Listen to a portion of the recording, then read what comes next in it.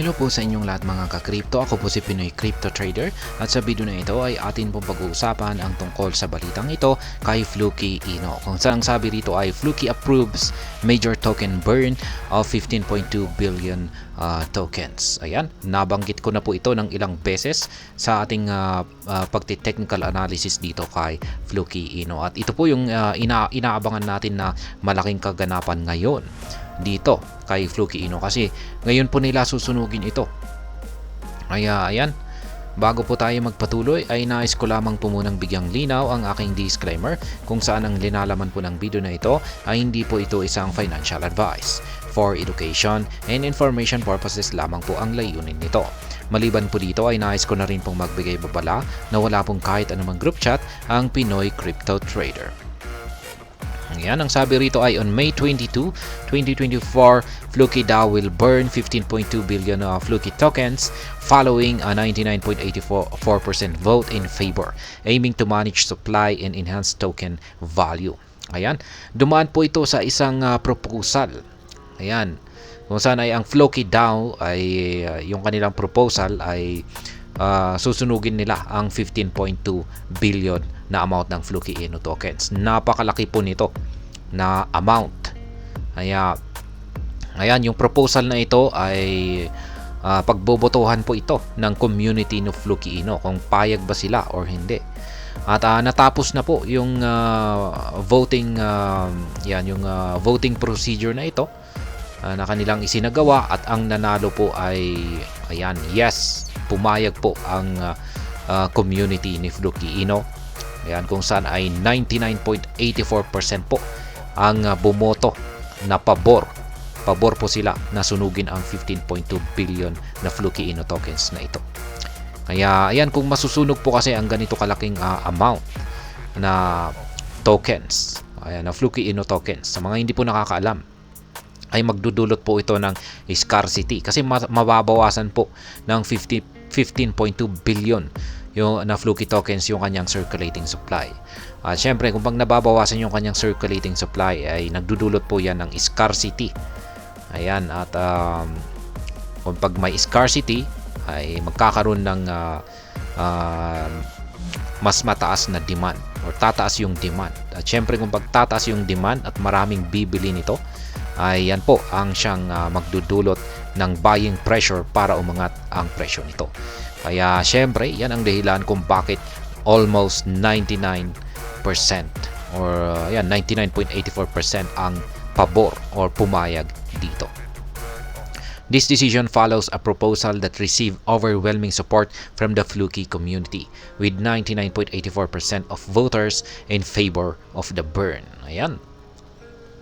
Talagang sino ba naman ang hindi sang-ayon dyan? Kasi kikita po lahat ang community or yung mga holders or investor ni Fluky Ino kung pag naganap ang pagsusunog na ito.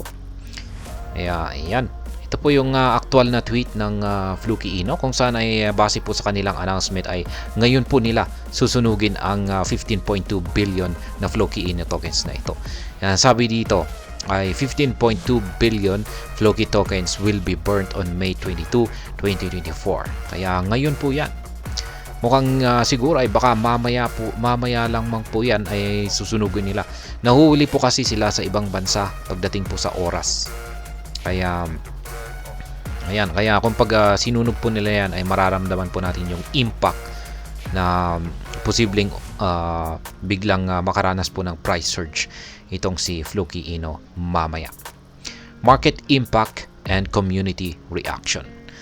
Ayan, ano kaya ang magiging impact nito sa presyo ni Fluky Ino? At ano naman ang naging reaction ng community ni Fluky Ino?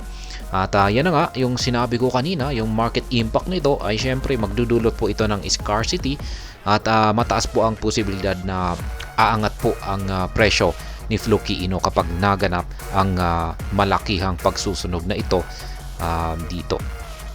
Ayan, at yung community reaction naman ay ito po yung mga ayan, kung ano yung masasabi ng community ni Fluky Ino. At syempre, yung mga community ni Fluky Ino ay ito po yung mga yung bumubuo po rito ay syempre yung mga investors or holders at saka or traders ni Fluky Ino. Following the announcement of the new burn proposal on May 14, 2024, there was a notable uptick in the price of Fluky. Ayan. Yung announcement po na ito or burn proposal na ito, ayan, kung saan ay yung susunugin nila yung 15.2 billion na Fluky Ino tokens na ito ay inalabas po nila noong May 14th, 2024. Kaya dyan po nilabas yung proposal. Yan, proposal po pa lamang ito. Yan, gusto nilang malaman kung ano yung magiging decision. Yan, or kung papayag ba ang community ni Fluky Ino na sunugin ang 15.2 billion na Fluky Ino tokens. Yan, nag-umpisa lamang po yan noong May 14. Kaya yan, nung nailabas po yung announcement na yan, ay naka-apekto na yan sa presyo kaagad ni Fluky Ino. Ayan. Wala pang naisagawang pagsusunog dyan. Yan, announcement pa lamang yan. Ay biglang yan, nakaranas po ng uptick or pag-angat sa presyo ni Fluky Ino. Kaya paano pa kaya kung pag isinagawa na yung pagsusunog dito? Baka mas matindi pa ang magiging epekto nito. The price movement has sparked discussions of optimism among community members and observers. One commenter questioned the potential for Fluky to reach $1, reflecting the optimistic sentiment among some investors. Kaya yan naman po yung mga reaction ng mga community nitong si Fluky Ino. Ayan. Naging usap-usapan po ito. Ayan, at maraming mga members, observers ang siyang nagkaroon ng mga discussions para pag-usapan ito, kung saan ay meron pa daw isang commenter or community member ang napatanong kung yung isasagawang pagsusunog dito na 15.2 billion na amount ng Fluky Ino token ay ito kaya ay magdudulot kay Fluky Ino para akyatin niya ang presyong $1. Ayan, $1. Ayan. Possible kaya? Ano sa tingin mo? Kung masusunog kaya yung 15.2 billion na Fluky Ino ay sasabog ang presyo ni Fluky Ino at aabot ito sa $1? Kaya yan. Yan po yung kanilang pinag-uusapan dito. Hanggang saan kaya ang posibleng akyatin ni Fluky Ino kapag naisagawa ang pagsusunog na malakihang pagsusunog na ito. The account highlighted that the meme coin craze is far from over and that Fluky is well positioned for dominance. It cited two catalysts for this belief: the imminent burn of over 15 billion Fluky tokens and a special announcement expected a few days later. Ayan. Sabi rito ay nagpapakita lamang na hindi pa natatapos ang meme coin season. Ayan, sapagkat itong si Fluky, ayan, si Fluky Ino ay naghahanda po para i-dominate yun, or para ipakitang siya ang pinakamatinding meme coin sa lahat. Ayan, at sabi rito ay meron daw pong dalawang catalyst na siyang magdudulot dito. Yung unang-una ay ito, yung susunugin nila na 15.2 billion na amount ng Fluky Ino tokens ngayon. At yung pangalawa ay meron daw pong special na announcement. Hindi po natin alam kung ano itong special announcement na ito, at ilalabas daw po nila ito sa paparating na ilang mga araw. Ayan, napaka-special daw po nito at maaring yung announcement na ito ay magdudulot ito ng malaking impact sa presyo ni Fluky Ino. Kaya abangan na lamang po natin yan. Basta isang special announcement daw po ito.